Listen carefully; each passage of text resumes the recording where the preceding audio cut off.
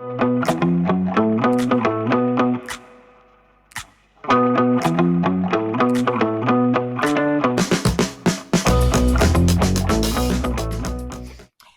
everybody. Are you ready?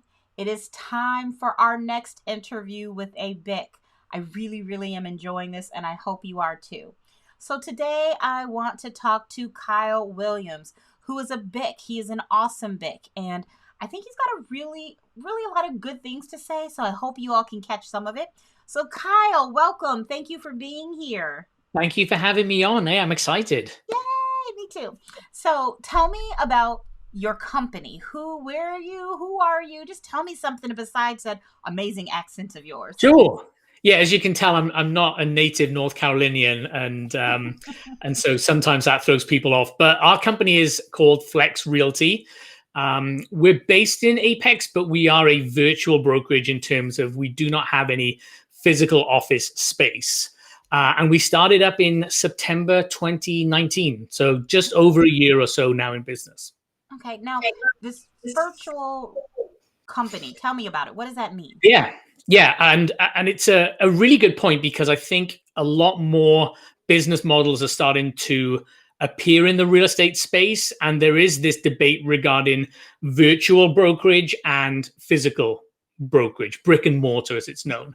And so to break it down very simply, our back-end operations are conducted virtually without having a storefront. So we don't have an office that you can go into and print and sit down. But the support that you get comes from a position of much lower overheads and essentially the same person on the end of the phone. So when you call me and ask me a question, I give you the same answer, whether I'm sat in my home office here or whether I'm sat in an expensive office space in a downtown part of the county. The answer and support you get is the same, but what differs, of course, is that overhead. And I think it's important to say that from a brokerage standpoint, I am a big believer in a virtual space, but that doesn't necessarily mean I'm a big believer in virtual from an agent workflow perspective. And what I mean by that is, as an agent, you will know where you do your best work. And that could be at a home office. It could be at a co-working space. It could be at a lender or a closing attorney's office that has given you a room to work out of. It could even be you buying your own commercial space and renting it back to yourself through your company and working there. So just because we're virtual as a brokerage, it doesn't mean that I believe all agents should work out of a coffee shop. In fact, I'd never get any work done if I try to work out of a coffee shop. But I think that agent is best positioned to know where they do their best work and allocate their resources accordingly and be flexible with it. Maybe during the summer, you don't want any office space because you're out busy showing homes. Maybe during the winter time, where you're being a bit more strategic and planning and working on your processes and looking at the next year, maybe you do want a co-working option that you can have for a few months and then pull back out of. So that's what we mean by a virtual brokerage in terms of how it operates. So, I mean, this is great. So what I'm hearing you say is, really, with the virtual office, you're empowering your agents to figure out what's the best physical space for them. You're not choosing it for them. It sounds like Correct. You're encouraging them to find what works for them and do that instead of kind of being confined to one particular office. So Absolutely. That's awesome. And Yeah. I would assume that this works well for some people and it works well, other people's might say, hey, that's not what I want. But tell me more about Flex Realty. What is your company like? What's the heart and soul of your company? Sure. So I guess the best way to explain the heart and soul of the company and how it came about is at our beginnings and why we formed. Because I never had ambitions of being a brokerage owner. But the more I thought about it and the more I was approached about a particular problem that some agents had, the more it made sense that this was the role that I wanted to fulfill. And really, that problem kind of goes back to your first episode with Becky and Sam, where they talked about how they had been affiliated with a brokerage, but it was time for them to take some of that great training and processes, but make it their own and become their own brokerage. we are one step below becoming your own brokerage. So we're taking those agents or teams that desire to be their own brokerage, but don't want the last bit of compliance, real estate commission law, tax tracking, all of that kind of stuff that really isn't the interesting or the sexy side of this business. But for a geek like me, that's where I excel. We take all of that off your plate and let you do what you do best, which is grow your own business and run your own team. So the heart and soul of our brokerage is really a brokerage support platform, not a front-facing platform. And I'll give you the analogy that we use. Taylor Swift. We all love Taylor Swift, right? When Taylor Swift goes out on the stage, she is front and center, and that's what everyone goes to see. Now, behind Taylor Swift in the wings, there's someone pressing buttons and pulling levers for curtains and lights and switches, and nobody really cares about that, but it's needed for Taylor Swift to do her thing. So what we are is the people behind the screens pressing the lights and the buttons and the ropes. You never see us. You don't know who we are. And what's center of stage is that agent / business that you are working with as your real estate advisor. So we see ourselves in the background providing a support function, as opposed to us being Taylor Swift at the front and then having a bunch of backup singers that are really on stage because of Taylor Swift. And wanting to do their own thing. You're the wizard behind the curtain. We're the wizard behind the curtain that you don't see on a daily basis, but the person doing the performance wouldn't be able to do what they do without someone doing that. And it's either going to be themselves or it's going to be a function like Flex Realty. And for most people, running a brokerage is not what they want to do. They want that freedom. They want the ability to self-brand. They want to be able to invest at a high level back in their own business. They just don't want to deal with the niggly bits like firm licenses and has someone not renewed their license, and what happens at Friday night at 8:00 when an agent calls you up and screams that you stole their client and now you're going to have an arbitration hearing with the board of realtors. All of that stuff. A lot of people don't want that. They want to get as close to it, but they just don't want that last little bit, and that's where we come in. It's very true, because we know from doing this, our agents are entrepreneurs, and that's a lot of business work. So Flex Realty is offering to kind of take some of that off the table. It sounds like they don't have to, they can worry about real estating and, and marketing their own business versus the business side, the operations of how it works. Correct. So that's right. Is it, now I hear you saying that, do you all take on new agents? Is it all experienced agents? Do you offer any training? Kind of talk to me about that a bit.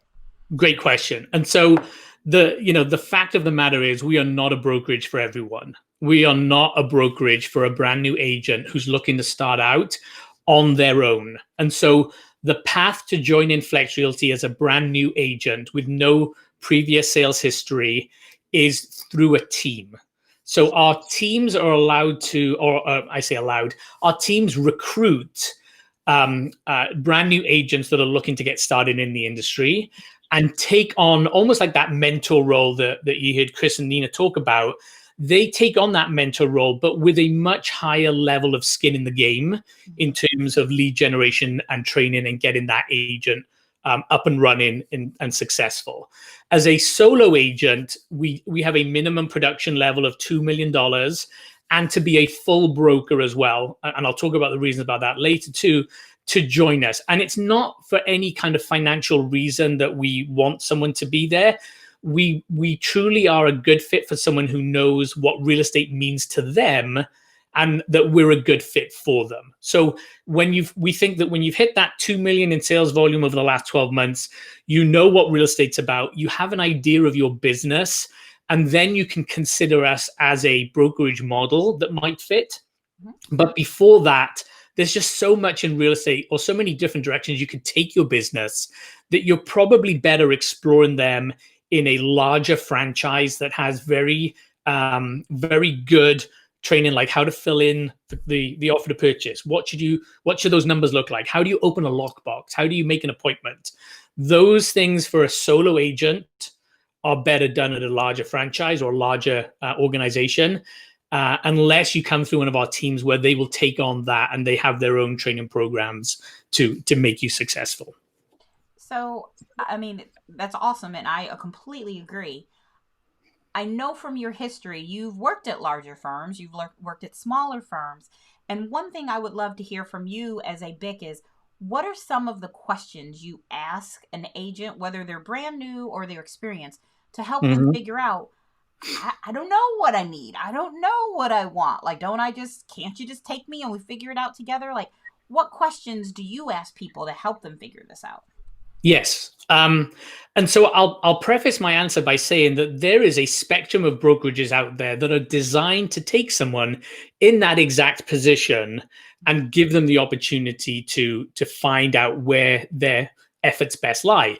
And so there's a million and one ways to grow your business in real estate, whether you want to do online lead generation or sphere of influence or for sale by owners or expireds. All of these terms may sound alien now, but when you get going, you realize that you may have skill sets that allow you to flourish in one area versus another. The questions that I would always ask at when I was a broker in charge, and understand that the broker in charge really serves two functions. One is training and supervision, and the other one, from that company's perspective, is recruiting. There's no two ways about it. Mm-hmm. As a BIC, if you're not recruiting and growing the office, then there is something, you're out of balance in your workload. Too much training and education leaves no time for recruiting. All recruiting and no training and education leads to a high turnover of people leaving your office and finding that training elsewhere. So the big questions that I would always ask were never about real estate. I didn't care what you got in your class exam. I didn't care how many times it took you to pass the real estate exam and get your license. What I wanted to know is, were you of the mindset of being an entrepreneur and a self-employed go-getter, that this was the right career path for you? And if it was, then there was something that we could work and explore with. And you would find that transition a lot easier. If you weren't, and I'm guilty of this, when I came into real estate, I had no idea how it worked. And I floundered for 6 months finding my feet. And had I known what real estate was really about, I would have come into it much better prepared than I did. And so to me, the questions I would ask an agent are, tell me about your work history. Give me some examples where you took initiative. How do you feel about a variable income? What are your work habits like when you're not supervised? Because a lot of the work you do as an agent happens outside of the watchful eyes of someone else. And are you the kind of person that can be self-motivated and do that even when you don't want to? Or do you constantly need someone, behind you pushing you along to make you successful? So my questions were always personality, work habit related, and would this be a good career move for you, versus anything about, I'd never ask a real estate question, like tell me the different ways to take ownership. That happens. That's like just for the test. that, right? Yeah, like some of the best agents I know struggled in class and struggled to get their license. Some of the people I know that couldn't make a career of this did excellent in class, really high scores, really knew the subject matter well. And so it's not about the book knowledge. It's all about what you are yourself as a self-starter that can get you going in this industry that makes a difference. I think those questions and those answers are great for new agents, and they're great for existing agents, because we change as who we are as people. And We do. sometimes people are successful, they're making the money, but they're not happy. And Yes. perhaps if they answer those questions, they can find what they're looking for. Mm-hmm. Something else that you said is, I want to thank you for being honest about like the BIC role. And I know, having a team and then, being a BIC. I hope agents understand that BICs, depending on how the company is set up, they are recruiters, like you said, and they're there to help you. And there's a Yes. balance, which means we as agents need to be asking those questions like, who do I talk to? Who do I, what am I getting when I pay my fees? So thank Mm-hmm. you for being honest Absolutely. about that. Yeah. So if you were to, and just like start over, say you Yeah. had to start over, and you know what you know now, but you were starting from the beginning. You got one of those Yeah. magic, time machines that I wish I Yep. had. What questions would you go and ask a BIC? So, yeah. Yeah. Yes. So before I tell you the question, let me tell you where I would want to come from as a brand new agent, knowing what I know now. That is Right? great. Yes, yes, this is going to Because be great. that then, when I know that then helps me determine the actual question. So here's the three things I tell everyone, and what I learned the hard way before my career got to get going. And the three things are quite simply: this business is about people, not leads. This is a marathon, not a sprint. And then finally, it is a business, not a hobby. And what I mean by those three things are, when you chat to someone, you're a problem solver. Don't look at the transaction that needs to occur for you to get paid. That's the wrong way to think about it. Everything you do is about solving someone's problem. And the heart of the problem is what you need to get to, so that you can be of value to them. The money in the transactions flows and takes care of itself. But if you're not solving problems, then you're not doing the job of a real estate broker. So people, not leads. Find out what the problem and the pain point is and work towards that. It's a business, not a hobby. You need to treat it like a business. You have to have hours that you work to. You have to have a structure. You have to have a checklist and things that you do on a daily basis to grow. And also, it's a marathon, not a sprint. Don't be in this for today's transaction. You should be in this for the lifetime of referrals that you're hoping to gain. And you'll never know your greatest source of business until you finally hang up your license, for whatever reason that might be, and look back over everything you've done. And there's this huge spider's web that you're creating every day as you go, bumping into someone at a coffee shop or a networking meeting or an open house. And you never know where that's going to branch out. And so you've got to kind of think about, that in the long term. So knowing those three, what I would call principles of how you grow your business, the questions I would ask a broker in charge would be, what tools and systems do you offer that allow me to start my business and get my business going? And based on what those tools are, they may or may not work for you, and they may or may not be worth the value of what you pay at that brokerage. So you have to kind of take into account what's being offered, what is the ultimate cost of that, and is that something that you could integrate in your business every day? If I told you, well, I give you a list of for sale by owners to call every day, that's my value proposition. If you're never going to call those people, then there's no value there for you. But the next person may love a list of phone numbers to call and get business, and that might have immense value for that person. So what are the tools that are offered, and what is that value to me, knowing how I am likely to conduct my business?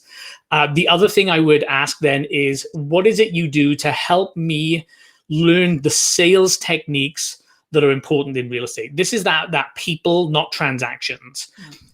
And I don't mean to sound glib, but anyone can fill out a blank on a contract.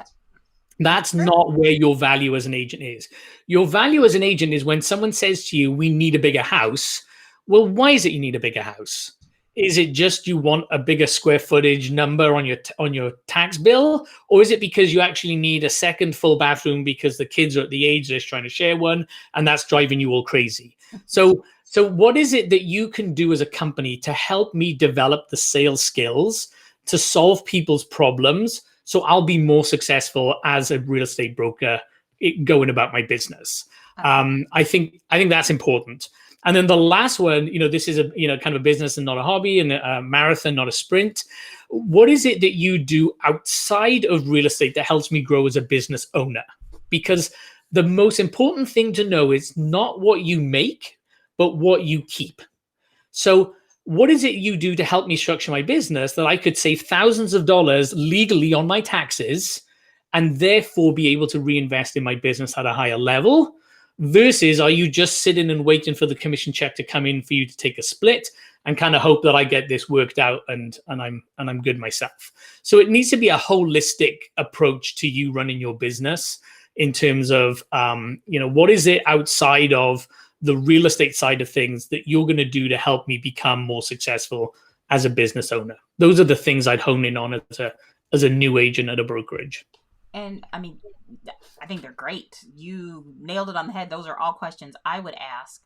So I know necessarily you're not necessarily taking on brand new agents, possibly agents that join a team. What's the Right. culture? I mean, you don't have a physical location. So how do you Yep. incorporate those ideals into the culture of Flex Realty?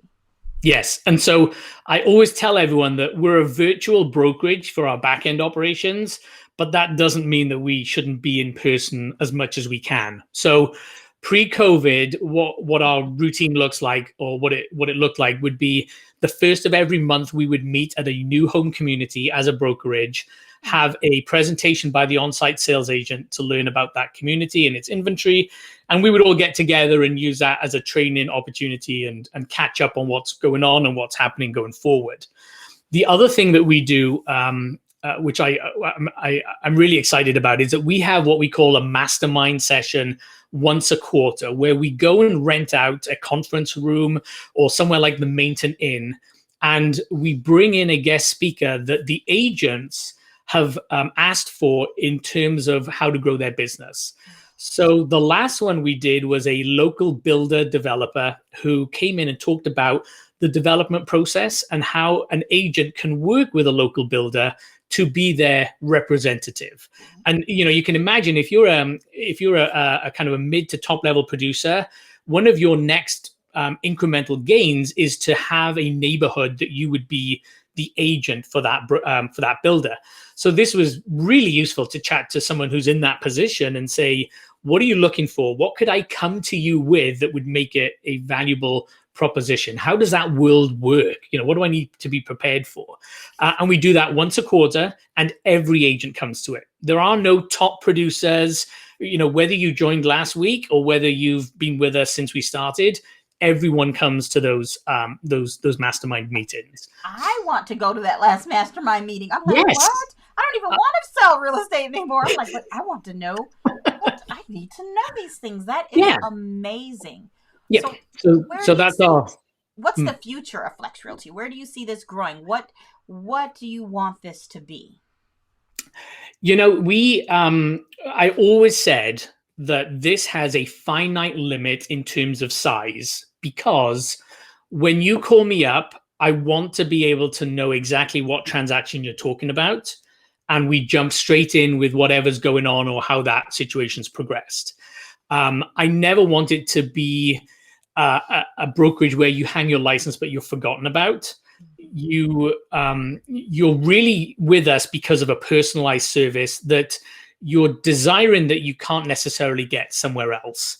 And so we are at 42 agents at the moment affiliated with us that we work for. And in all honesty, we're probably at about the level that we will stay and maintain. So our teams will continue to recruit as they see right for their business. But in terms of overall recruiting strategies, I'm not calling people, from the MLS asking, do you want to chat about growing your business? A lot of our growth has been organic through referrals and relationships. So we haven't run any kind of advertising campaigns or done anything like that.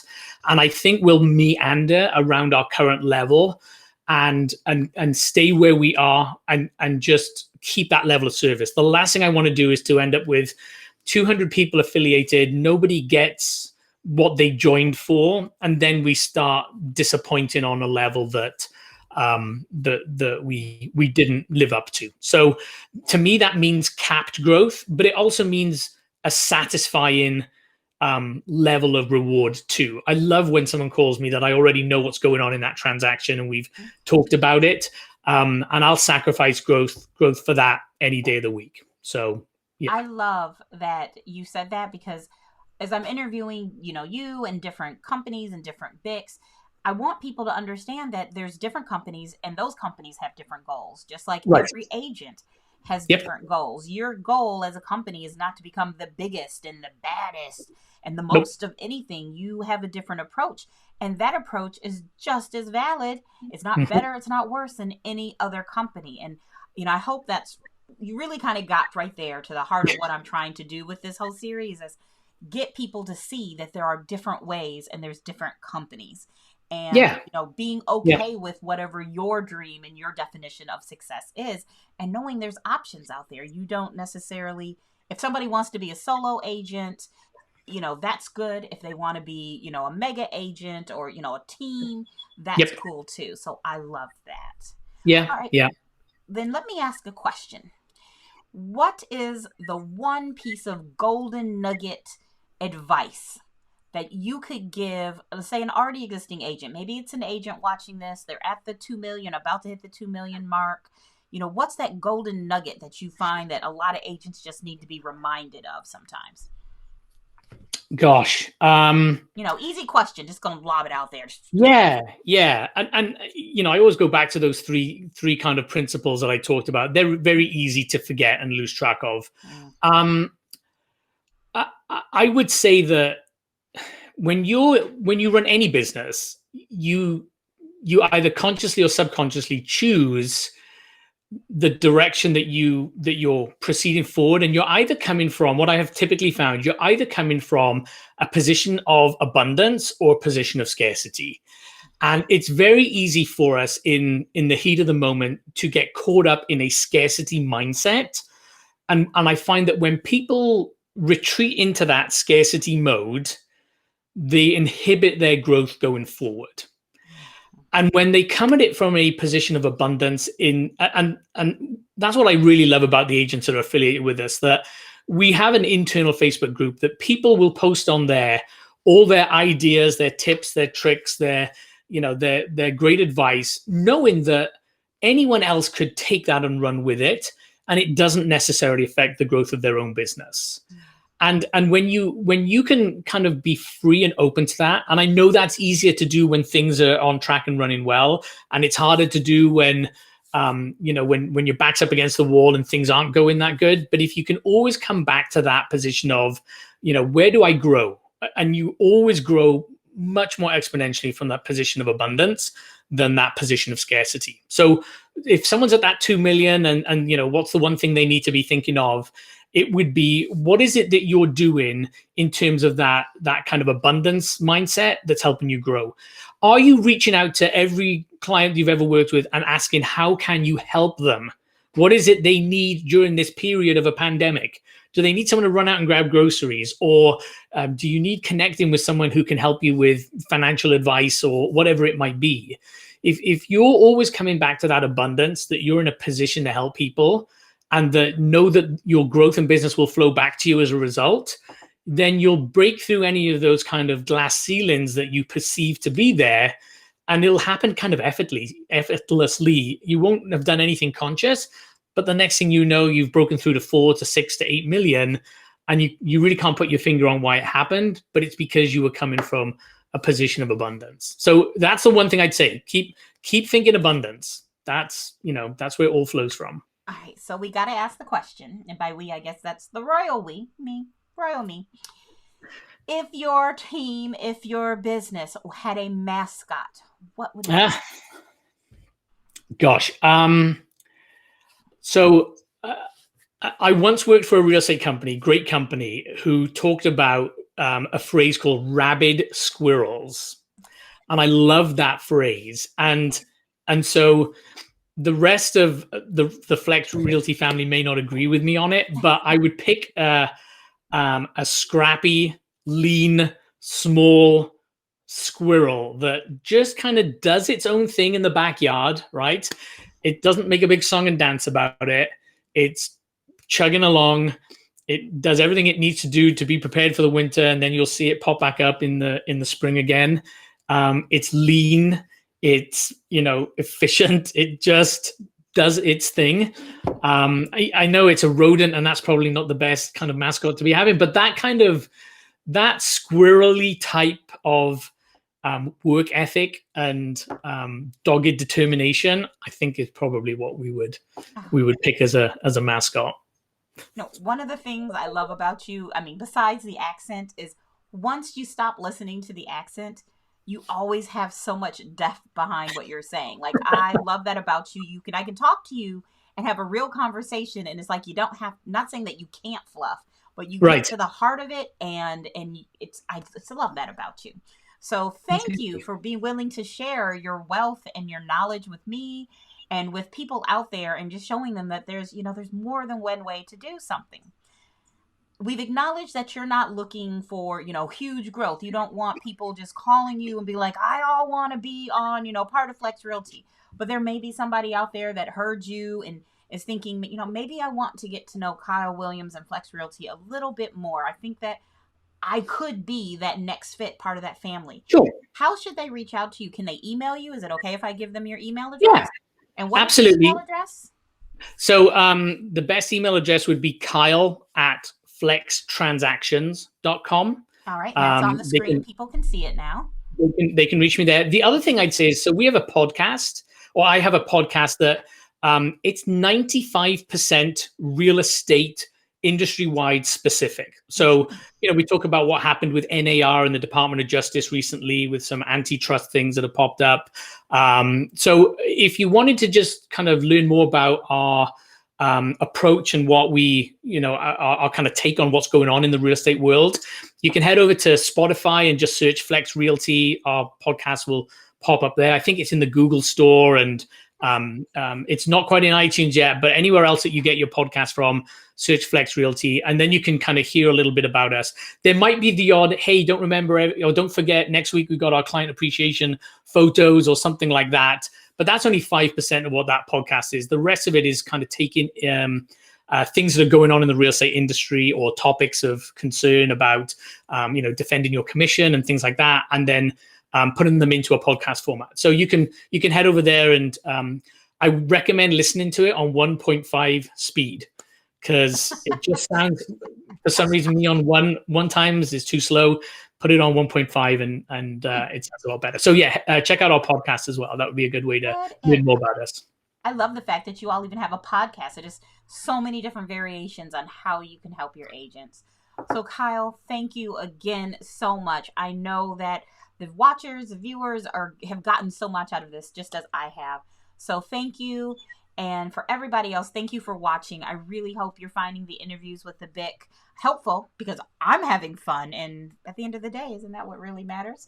So goodbye, everybody, and we'll see you next time. Bye.